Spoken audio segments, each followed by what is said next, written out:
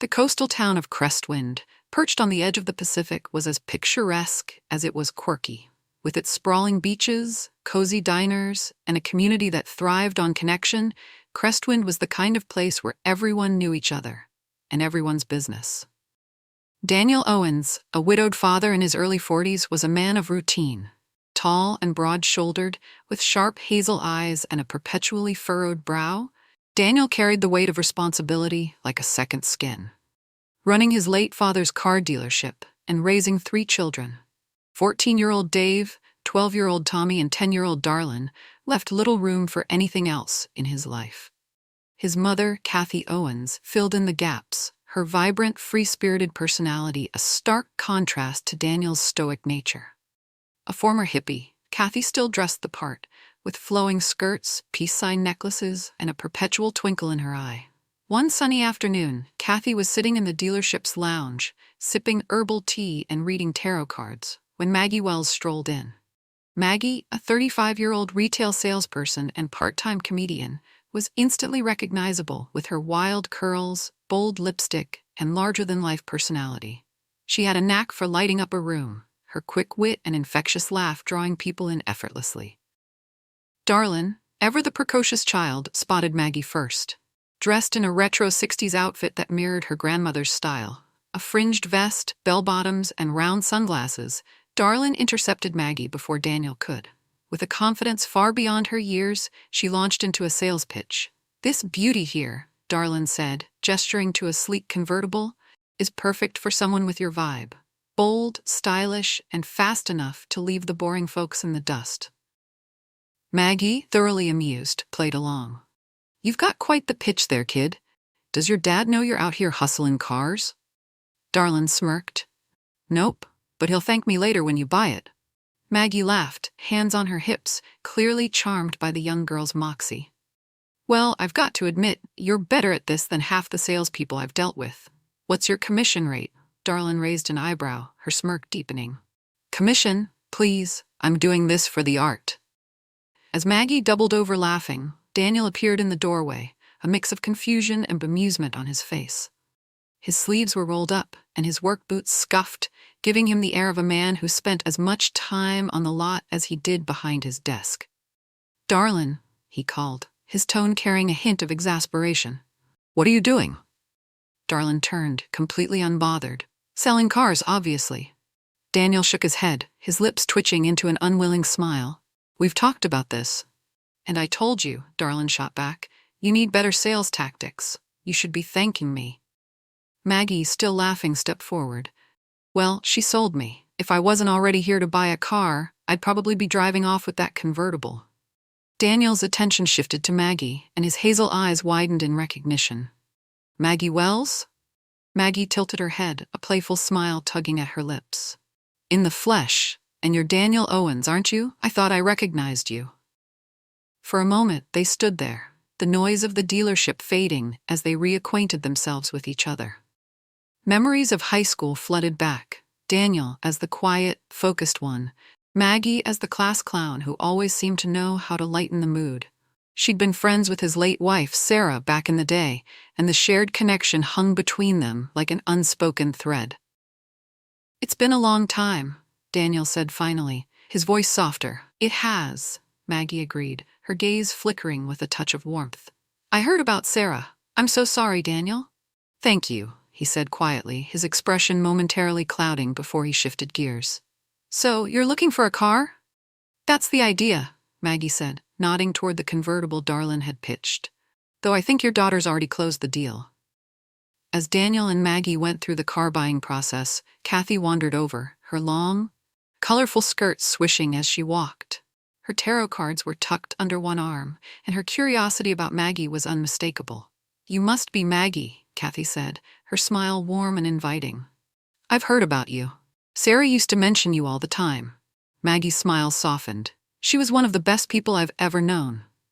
Cathy nodded, her eyes twinkling with a mix of mischief and kindness. "Well, if you're buying from us, you're practically family now. And if you can keep up with Darlin here, you're in for a wild ride." Darlin grinned, clearly delighted by her grandmother's approval. "She's cool, Grandma," Cathy watched from a distance, her curiosity piqued.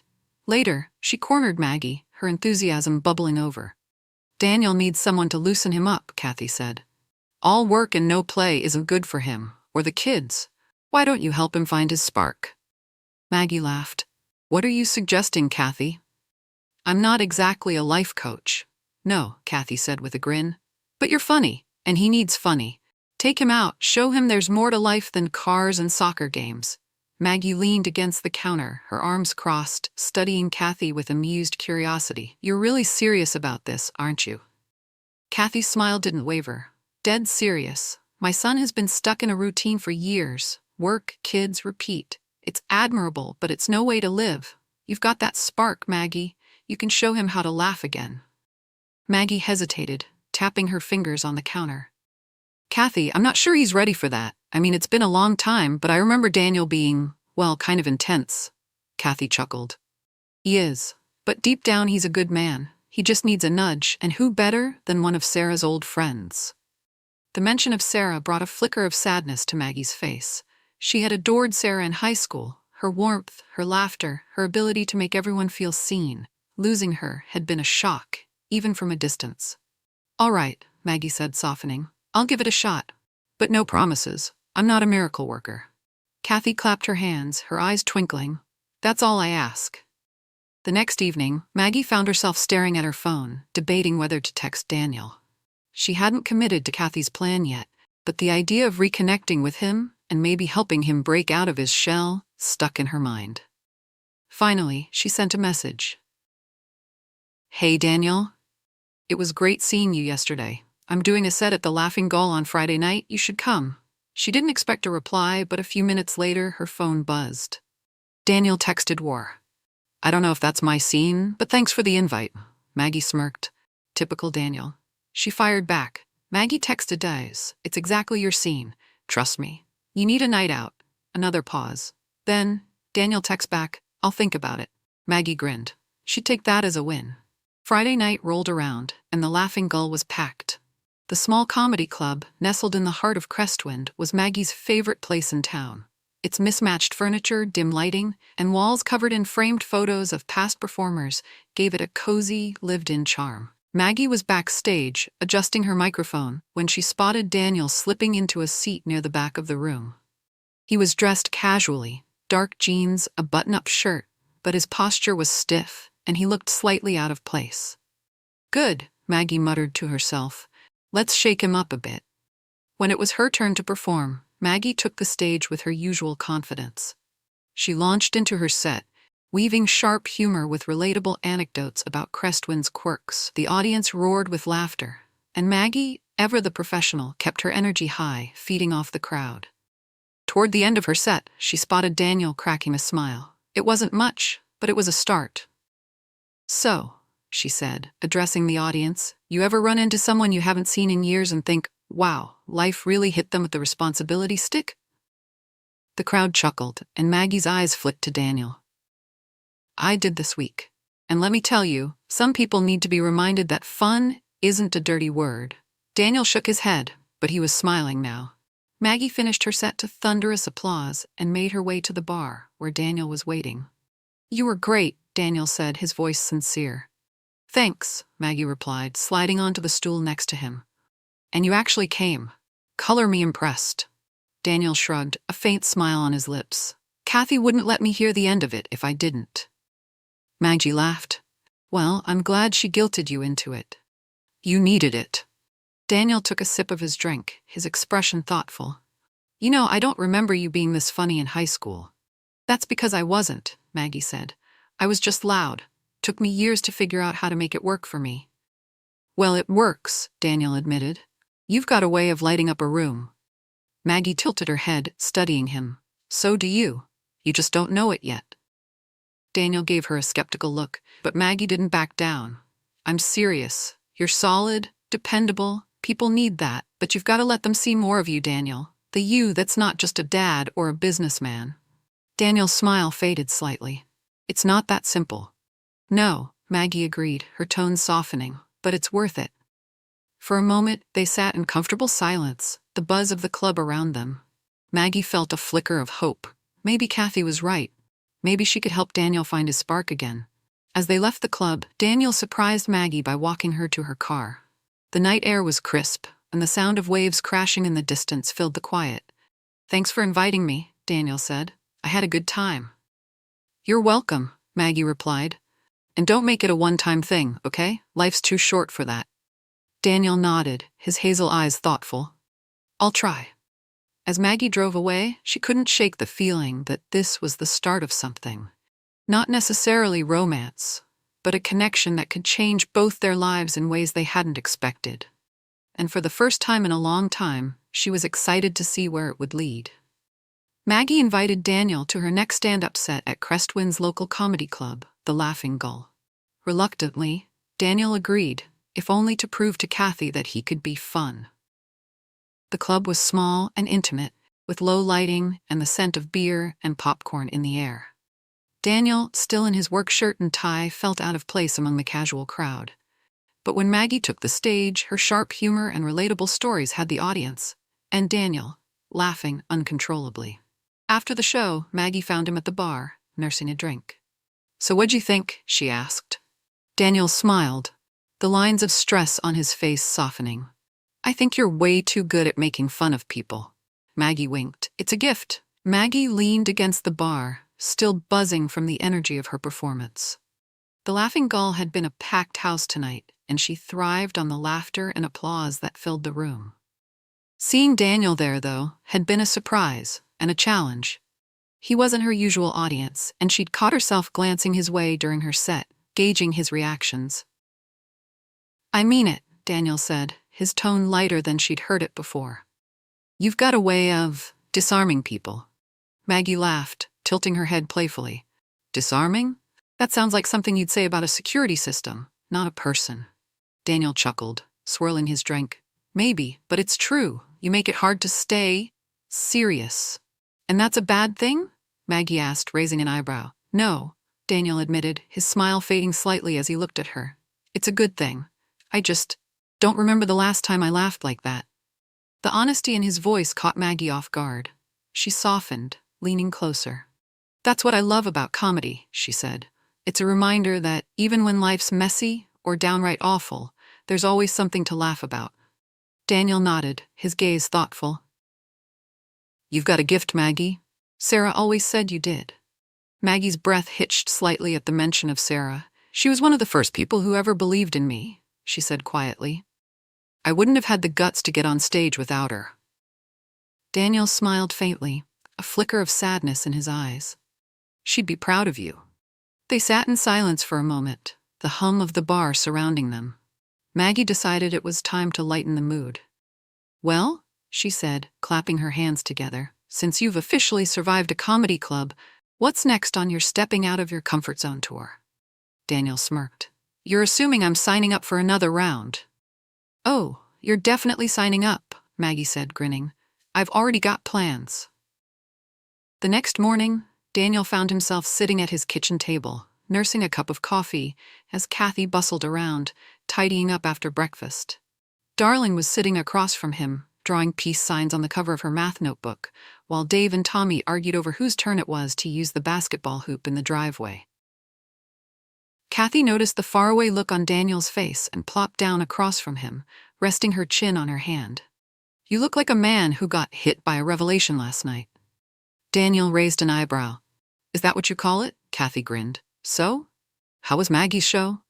"It was good," Daniel admitted. "Better than I expected." "Good enough to loosen you up?"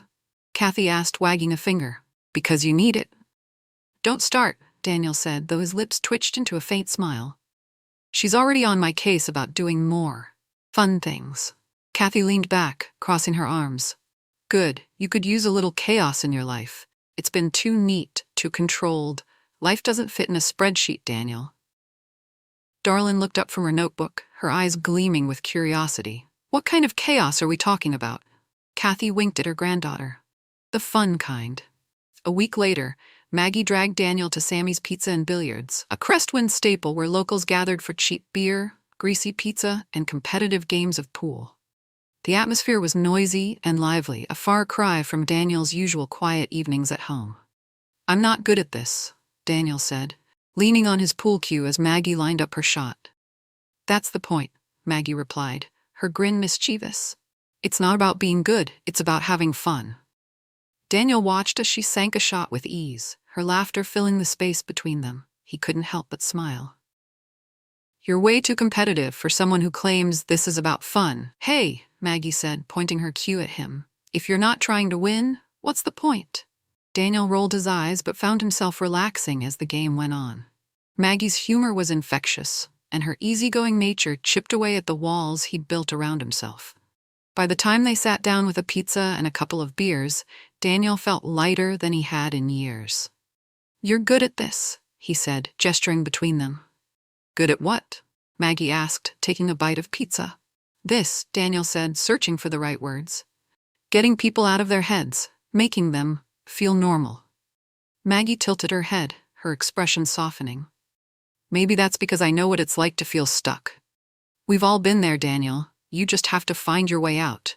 Daniel nodded, her words striking a chord. Thanks for this, Maggie. Anytime, she said with a wink. But don't think you're off the hook. There's more where this came from. Later that night, as Daniel sat on his porch, listening to the sound of the waves crashing in the distance, he couldn't stop thinking about Maggie. She had a way of seeing through his defenses, of pulling him into the present moment in a way that felt both unsettling and comforting. He glanced at the stars, wondering what Sarah would think if she could see him now. He hadn't expected to feel this way again. To feel hopeful. But Maggie had a way of shaking things up, and for the first time in a long time, Daniel found himself looking forward to what came next. As Daniel began stepping out of his comfort zone, Maggie introduced him to more social activities. It was during one of these outings that he met Lindsay Marks, a polished real estate agent with perfect hair, an even more perfect smile, and a laser focus on success. Lindsay seemed charming at first, but her interest in Daniel's wealth and business quickly became evident, though only to those watching closely. Darlin was the first to notice Lindsay's fake niceties. She only likes you when Dad's around, she told Cathy one evening. Cathy, ever intuitive, warned Daniel. Lindsay's not what she seems, sweetheart. Be careful. But Daniel, blinded by his desire for companionship, brushed off the concerns. He began spending more time with Lindsay, even skipping family events and his children's school activities. His once tight-knit family started to fray, and resentment simmered beneath the surface. As the weeks went by, Lindsay's presence in Daniel's life grew. She charmed her way into his routine, appearing at the dealership with lunches she claimed to have made herself, though Darlin spotted takeout containers in her car, and offering unsolicited advice on how he could expand his business reach. She was flawless on the surface, effortlessly put together and sweet-talking. But beneath the polish, there was something that didn't sit right with Daniel's family. At home, Darlin became increasingly vocal about her dislike for Lindsay. One evening, as she sat cross-legged on the living room floor sketching in her notebook, she looked up at Cathy and said, "Grandma, why can't Dad see it? Lindsay's fake." Cathy, busy sorting through a box of old photos, glanced at her granddaughter over her reading glasses. "Men can be stubborn when they're lonely, Darlin. Your dad misses your mom more than he lets on, and Lindsay knows how to fill that gap." Darlin frowned. "She only smiles when Dad's looking. When he's not, she acts like we're annoying." Cathy set the photos aside and patted Darlin's knee. "Sweetheart, your dad's got a good heart, but he's not perfect. Sometimes it takes a little help to see the truth, and that's where we come in." Lindsay's influence on Daniel became more obvious. He began missing family dinners, arriving late to Tommy's basketball games, and forgetting promises he'd made to Darlin and Dave. The kids tried to get his attention, but Daniel, caught up in the excitement of a new relationship, didn't notice the growing tension. One Friday evening, Cathy decided to confront him. She waited until Lindsay had left after a long lunch visit to bring it up. "Daniel," she said, folding her arms as he stacked dishes in the kitchen. "We need to talk." "About what, Mom?" Daniel asked, not looking up. "About Lindsay," Cathy said plainly. "She's not who you think she is." Daniel sighed, his frustration bubbling to the surface. "Not this again. Mom, I know you mean well, but I'm a grown man. I can handle my relationships." "I'm not saying you can't," Cathy replied, her voice calm but firm. "But you've got 3 kids who need you, and lately it feels like you're putting Lindsay first." "That's not true," Daniel said, though his voice lacked conviction. "Isn't it?" Cathy challenged. "You missed Tommy's last game. You skipped out on family dinner twice. Darlin's been drawing all kinds of cartoons about Lindsay, none of them flattering, mind you, and Dave barely talks to you anymore." Daniel froze, guilt flashing across his face. "Mom, it's just new. It'll settle." Cathy shook her head. "It's not about settling, Daniel. It's about balance. And from where I'm standing, things are tipping in the wrong direction." Darlin, armed with her sharp intuition and a healthy dose of preteen defiance, decided to take matters into her own hands. She enlisted Dave and Tommy for what she called Operation Expose Lindsay. The children, desperate to protect their father from Lindsay's manipulations, resorted to hilarious but disruptive antics. Tommy accidentally spilled a smoothie on Lindsay's designer dress, while Darlin replaced her expensive perfume with vinegar. Dave, ever the musician, played heavy metal at full volume whenever Lindsay came over, claiming he was practicing for a school project. Lindsay's patience wore thin, but she maintained her facade around Daniel. Meanwhile, Maggie began investigating Lindsay, her comedic instincts making her a natural at uncovering hidden truths. As Lindsay's visits to the Owens household continued, so did the children's creative attempts to unmask her true nature. Their antics grew bolder, fueled by their shared goal of driving her away. After the success of his first accidental smoothie spill, Tommy decided to up his game. One evening, Lindsay arrived wearing a pristine white blazer. While Daniel was busy answering a phone call, Tommy innocently offered Lindsay a glass of lemonade. "It's fresh squeezed," he said with a mischievous grin. Lindsay hesitated but didn't want to appear rude. She took the glass, raising it to her lips. That's when Tommy tripped, bumping her arm just hard enough to send the lemonade splashing all over her blazer. "Oh no," Tommy exclaimed, his wide-eyed expression a perfect mask of innocence. "I'm so clumsy. I'm really sorry." Lindsay clenched her jaw, her forced smile barely masking her frustration. "It's fine," she said through gritted teeth, excusing herself to clean up in the bathroom. In the kitchen, Darlin gave Tommy a high five. "You're a natural," she whispered. Darlin had been observing Lindsay closely, taking note of her habits. One thing was clear: Lindsay loved her expensive French perfume, spritzing it liberally whenever she stopped by. One afternoon, while Lindsay was distracted talking to Daniel, Darlin snuck into the living room and swapped the perfume bottle with one filled with vinegar.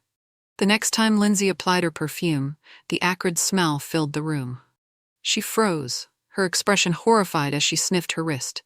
"Something wrong?" Darlin asked sweetly, her big brown eyes wide with faux concern. Lindsay forced a smile. "No, just a bad batch, I suppose." Darlin suppressed a giggle as she skipped back to the kitchen, where Tommy and Dave were waiting. "Operation Eau de Vinegar, success," Darlin whispered triumphantly. Dave, the eldest and most subtle of the trio, took a different approach. Knowing that Lindsay despised loud music, he began practicing heavy metal guitar solos whenever she came over. One evening, as Lindsay attempted to impress Daniel with her business expertise, Dave cranked his amplifier to maximum volume and launched into a particularly grating rendition of a thrash metal classic. Lindsay's patience snapped. "Could you maybe turn that down?" she called, trying to keep her voice pleasant. Dave didn't skip a beat. "Sorry, this is for a school project. It's due tomorrow." Lindsay glared, but with Daniel in the next room, she had no choice but to endure it. While the kids waged their guerrilla war against Lindsay, Maggie took a more strategic approach. Using her natural curiosity and comedic timing, she struck up casual conversations with Crestwind locals who might have dirt on Lindsay. Her efforts paid off when she ran into Marcy Fletcher, a regular at Maggie's comedy club and a well-connected gossip. Over coffee, Marcy let slip that Lindsay had been overheard boasting about finally landing a big fish and planning to leverage Daniel's dealership for a lucrative investment opportunity. "She's got her sights set on that business of his," Marcy said. "Said something about consolidating assets, whatever that means." Maggie's mind raced. Lindsay's interest in Daniel wasn't about love, it was about control. Armed with this information, Maggie knew she had to act. Maggie gathered Cathy and the kids in the Owens living room to share what she'd learned. "She's after the dealership," Maggie said bluntly. And she's playing the long game. If we don't do something, she could actually pull this off. Darlin crossed her arms, her brow furrowed. So, what do? We expose her, Maggie said, her eyes gleaming. But we need to be smart about it. No more smoothies or vinegar stunts. Tommy pouted. Aw, come on, that was fun. Trust me, Maggie said with a grin. This will be even better. The following weekend, during one of Lindsay's visits, Maggie casually dropped by under the guise of borrowing a casserole dish from Cathy. Lindsay, seated in the living room with Daniel, stiffened at Maggie's arrival. Didn't know you'd be here, Maggie said, feigning surprise as she greeted Daniel. Maggie, Daniel said warmly, what brings you by? Oh, just picking up a dish, Maggie said with a sly smile. Though now that I'm here, I might as well stay for a chat. Lindsay's expression tightened. Maggie turned her attention to Daniel, her tone light but pointed. So, Daniel, I heard some interesting things about Lindsay's business plans, she said casually. Something about consolidating assets? Daniel frowned, looking at Lindsay. What's she talking about? Lindsay's eyes darted between them. I have no idea. Maggie must be mistaken. Maggie pulled out her phone, tapping a few buttons. Funny, because I recorded a conversation with someone who overheard you saying it. She pressed play, and Marcy Fletcher's voice filled the room, recounting Lindsay's words. Daniel's face darkened as the truth sank in. Is this true? He asked Lindsay, his voice cold. Lindsay stood, her mask slipping completely. Look, Daniel, this is all being blown out of proportion. I was just trying to help you make the most of your business. By lying to me? Daniel asked, his tone sharp. By using me? Lindsay faltered, then turned on Maggie. You've been out to get me from the start, haven't you? Maggie crossed her arms, unbothered. I'm just looking out for my friend, Lindsay huffed, grabbing her purse. You're all a bunch of fools, I don't need this. As she stormed out, Darlin peeked around the corner and gave Maggie a discreet thumbs up. With Lindsay gone, Daniel sat down with Maggie, Cathy, and the kids to process everything. He apologized to his children for ignoring them and promised to put his family first, moving forward. You all tried to warn me, Daniel said, his voice heavy with regret. I should have listened. Cathy placed a hand on his shoulder. The important thing is you see it now. Maggie smiled softly. And hey, no harm done, except maybe to Lindsay's ego. The family shared a laugh, the tension finally lifting. For the first time in months, the Owens household felt like home again. Cathy, sitting cross-legged in her usual corner with a steaming cup of tea, broke the silence. Well, that went about as well as could be expected, she said, her tone light but her eyes serious. Darlin, never one to hold back, chimed in. I told you she was fake, Dad. You should have listened to us. Darlin, Cathy said gently, your dad's been through a lot. It's not easy to see things clearly when your heart's involved. Daniel, sitting across from them, rubbed his temples and sighed. She's right. I should have seen it. But I didn't want to. I wanted to believe it was real. Maggie, perched on the arm of the couch, leaned forward. Grief does that, Daniel. It makes you hold on to things, people, because you're scared of losing more. But that doesn't make you weak. It makes you human. Daniel looked up at her, his hazel eyes heavy with emotion. Thank you, Maggie. For everything. I don't know where we'd be if you hadn't stepped in. Probably signing over half your dealership, Maggie quipped with a small smile, lightening the mood. But seriously, you've got an incredible family, Daniel. Don't let anyone, least of all someone like Lindsay, make you forget that. In the days that followed, Daniel made a conscious effort to reconnect with his children. He surprised Tommy by showing up at his basketball practice, cheering louder than anyone else in the stands. He asked Darlin to help him organize the dealership's inventory, which she took as an opportunity to redesign the filing system with more style.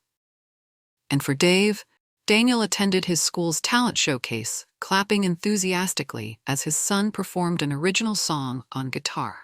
Each gesture, small as it was, chipped away at the tension that had built during Lindsay's time in their lives. The Owens family began to feel like themselves again, closer, more united, and filled with the warmth they'd once taken for granted. Cathy, ever the family matriarch, watched these moments with pride. One evening, as she and Maggie sat on the porch, she raised her teacup in a mock toast. To meddling, Cathy said with a grin. Sometimes it's exactly what a family needs. Maggie laughed, raising her own cup of coffee. I'll drink to that. Not long after Lindsay's departure, Maggie received a call from a national comedy tour manager. The opportunity was a dream come true, a chance to perform in venues across the country and share her humor with larger audiences. But accepting it meant leaving Crestwind for 6 months. Maggie broke the news to Daniel one afternoon as they walked along the beach. The waves crashed against the shore, their footsteps leaving faint impressions in the wet sand. You have to go, Daniel said after a long silence. This is huge for you. I know, Maggie replied, looking out at the horizon. But I'm gonna miss this. You, the kids, even Cathy's tarot readings. Daniel smiled faintly. We'll miss you too. But Maggie, you've done so much for us. It's time you did something for yourself. Maggie glanced at him, her expression softening. You're not as hopeless as you used to be, you know. Don't let that get around, Daniel said with a smirk. I've got a reputation to maintain. They shared a laugh, the moment bittersweet but full of understanding. After Lindsay's departure, life in the Owens household slowly returned to normal. Maggie left for a 6-month comedy tour, but her absence was felt deeply. Cathy continued to be the glue that held the family together, while Daniel focused on repairing his relationship with his children. When Maggie returned, the family surprised her with a welcome-home dinner at the dealership. As they laughed and shared stories, Daniel realized how much Maggie had become a part of their lives. Later that evening, as they sat on the hood of Maggie's convertible, watching the sunset over the Pacific, Daniel turned to her. You've done so much for me and the kids, he said. I don't know how to thank you. Maggie smiled, her voice soft. You already have. Their paths had started in unexpected ways, but as the waves crashed in the distance, it was clear that their journey together was just beginning. The dealership's showroom had been transformed into a festive haven, complete with strings of fairy lights, colorful banners, and a long table laden with dishes. Maggie stood in the center of it all, her curly hair wild as ever, and her smile brighter than the decorations around her. The kids buzzed around her, each eager to share their stories of what had happened in her absence. Darlin tugged at Maggie's hand, dragging her toward the dessert table. Look, Grandma made your favorite pie, Tommy chimed in, holding up a basketball. And guess who scored the winning shot last month? You missed it, but Dad was there. Even Dave, the usually reserved teenager, joined in, showing Maggie a new riff he'd been working on. I wrote this while you were gone. Tell me what you think. Maggie laughed, overwhelmed by the energy of the Owens family. She looked over at Cathy, who was watching the scene unfold with a knowing smile. They've missed you, Cathy said, handing Maggie a cup of tea. We all have. Maggie glanced at Daniel, who was standing by the makeshift buffet, laughing with some of his employees. He caught her eye and gave her a warm smile, the kind that spoke volumes without needing words. Later, after the food had been eaten and the kids had dispersed, Maggie found herself sitting on the hood of her convertible, parked just outside the dealership. The sun was dipping below the horizon, painting the Pacific in hues of orange and pink. Daniel appeared with 2 mugs of coffee, handing one to her as he leaned against the car. So, he said, his voice low and steady, how does it feel to be back?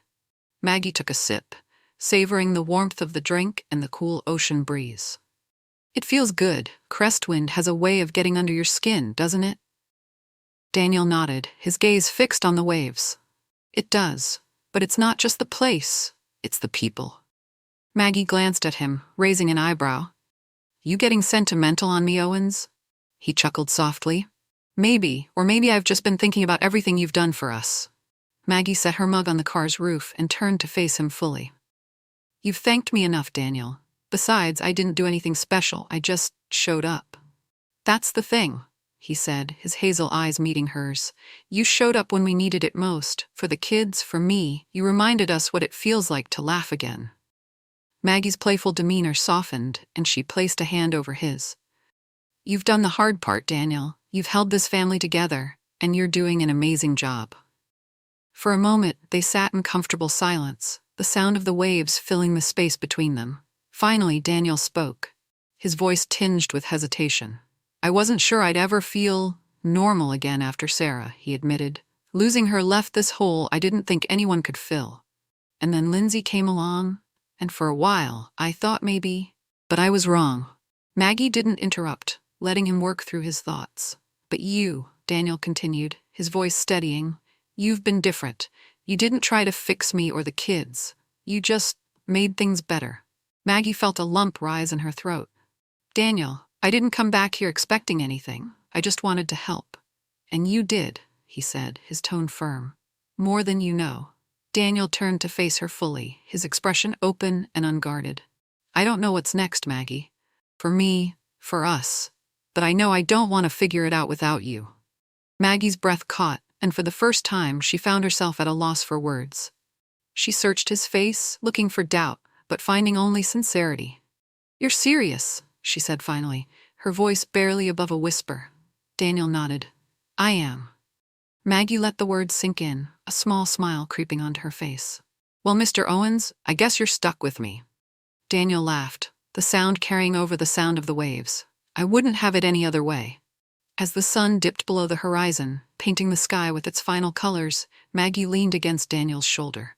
Their journey together had started in unexpected ways, but now, sitting under the vast expanse of the Pacific sky, it felt like they were exactly where they were meant to be. The end. Help our channel by like and subscribe. Thank you.